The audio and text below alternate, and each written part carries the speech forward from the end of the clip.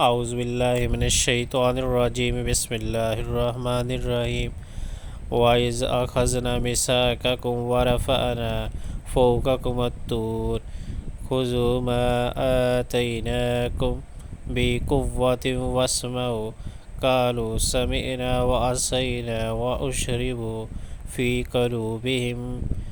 قُلُوبِهِمُ الْعِجْلَ بِكُفْرِهِمْ قُلْ بِئْسَ مَا يَأْمُرُكُمْ بِهِ ایمانکم ان کنتم مؤمنین۔ پھر ذرا اس میثاق کو یاد کرو جو طور کو تمہارے اوپر اٹھا کر ہم نے تم سے لیا تھا۔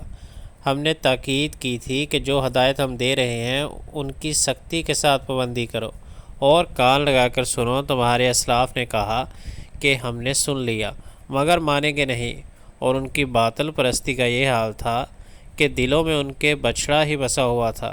کہو اگر تم مومن ہو تو عجیب ایمان ہے جو ایسی بری حرکات کا تمہیں حکم دیتا ہے۔